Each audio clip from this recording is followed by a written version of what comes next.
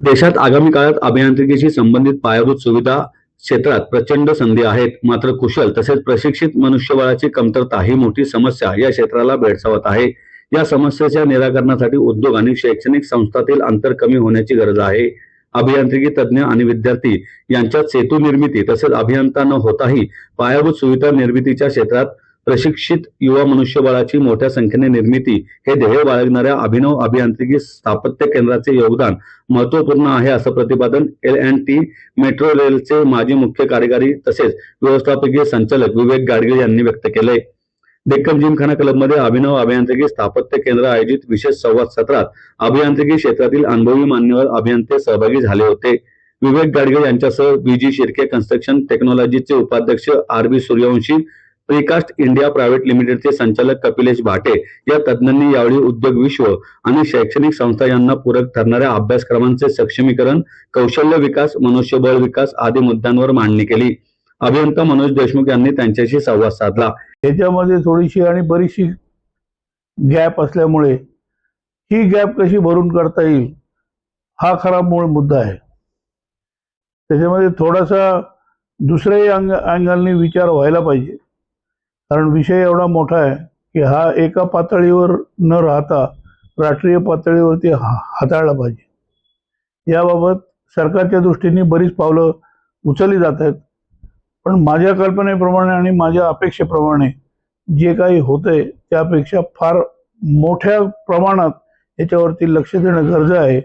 नाहीतर पुढे जाऊन केवळ आपल्याला आवश्यक मनुष्यबळ मिळणार नाही किंवा राहणार नाही, आणि मग तेवढ्याकरता बाहेरून कुठून तरी मनुष्यबळ, भारतासारख्या देशाला जिथे प्रचंड मनुष्यबळ आहे, तर असं होऊ नये की आपल्याकडे कुशल मनुष्यबळ नाही आहे आणि त्याच्यामुळे आपल्याला दुसऱ्या देशांकडे बघायला लागेल, अशी परिस्थिती उद्भवू नये या दृष्टीने याच्याकडे विचार करायला पाहिजे.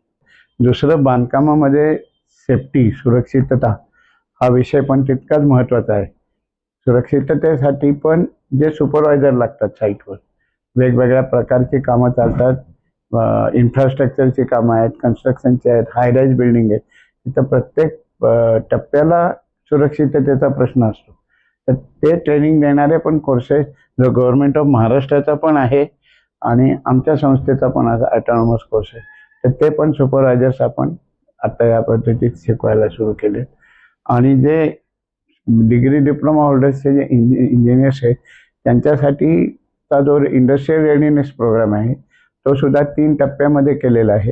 म्हणजे बांधकामाच्या ज्या वेगवेगळ्या स्टेजेस असतात त्या स्टेजेसप्रमाणे त्यांना 3 विभागात हे करून त्या मुलाला प्रत्येक त्यांनी एक टायर किंवा एक लेवल पूर्ण केली तर आपण त्याला नोकरी देऊ शकतो.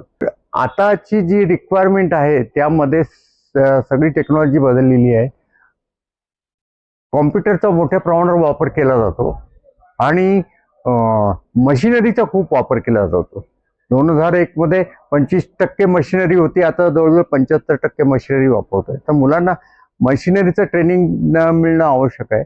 आणि सेफ्टी ही मोठी रिक्वायरमेंट आहे, कारण आता 25 मधली, 30 मधली, 100 मधली बिल्डिंग सुद्धा होत आहेत आणि त्यात ॲक्सिडेंट होऊ नये यासाठी सेफ्टीचं फार आवश्यक आहे. तर ते सुद्धा मुलांनी लक्षात घेतलं पाहिजे. आणि प्रत्येकाकडे मोबाईल आहे, त्यामुळे ऑनलाईन ट्रेनिंगसाठी सुद्धा आपण प्रयत्न करायला पाहिजे. सर्जनशील न्यूज.